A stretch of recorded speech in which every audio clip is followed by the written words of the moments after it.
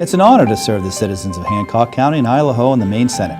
The issues facing the citizens of our region are as varied as the people themselves, making the job of state senator very interesting and rewarding.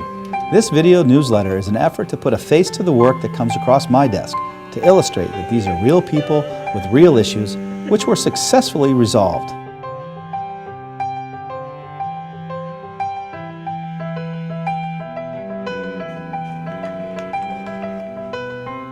Well, the Bridge program is basically a program that allows students to do their first year of college minimum while they're in high school, their junior and senior year.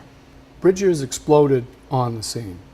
There's a couple of things that you really need to know is Brian was able to get Bridge year funded to the tune of $500,000. It's the only program in this legislature that got funded. So right there, that tells you how good Brian is. He's a listener and a good one. He's a problem solver. He comes up with different ideas. He comes up with different ways to do it. And he's also a person that, even though he seems kind of laid back a little, he's not afraid to tackle any problem. He's not afraid to tackle someone that's doing the wrong thing. He will speak for the people. I like that about Brian. We have a son. His name is Joey. He is 21 years old now. He has been living at Kidsby's. We actually adopted him through the foster care system, so he came unknown what kind of issues. He was 4 years old, and he was fine at the beginning. And then, of course, as he got older, got bigger, the violent tempers got a little more dangerous.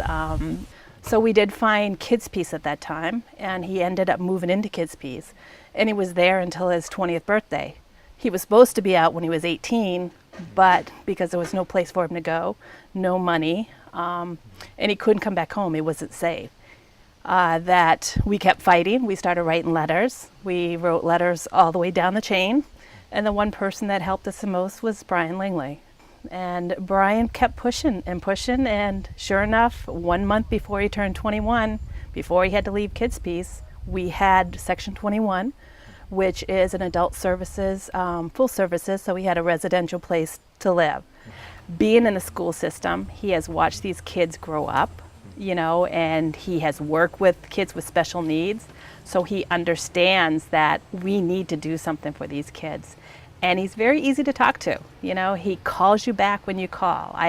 He has called me every single time. He has written me, he sent emails.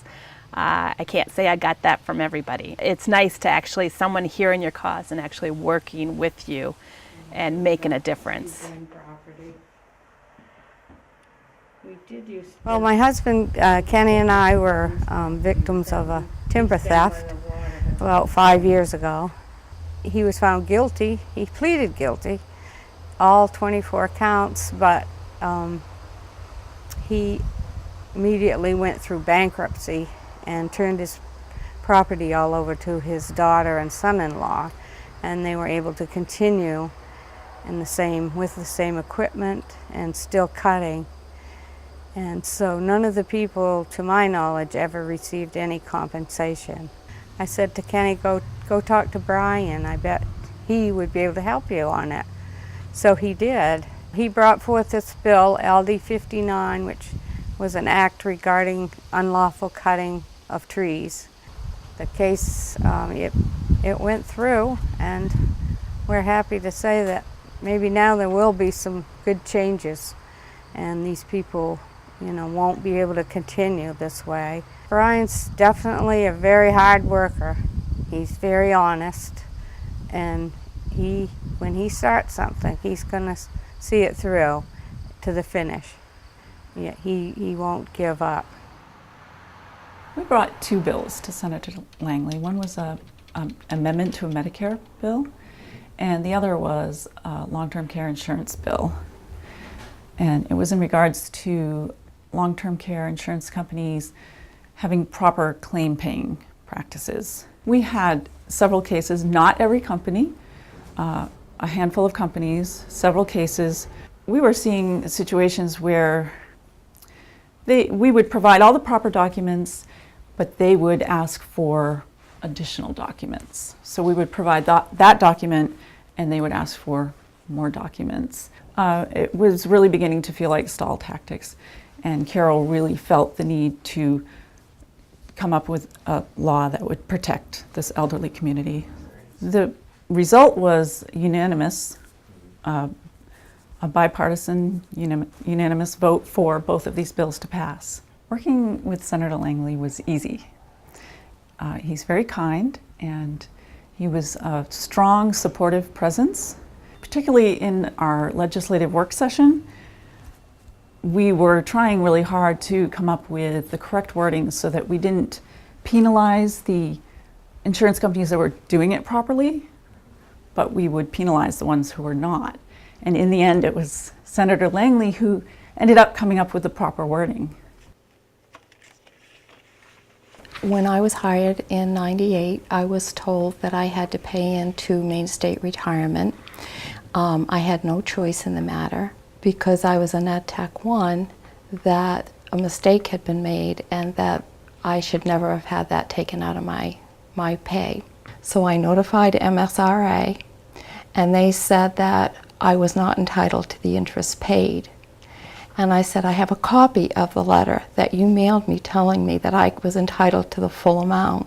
March of this past year, I finally contacted Brian Langley, and I asked him for his help and told him my story.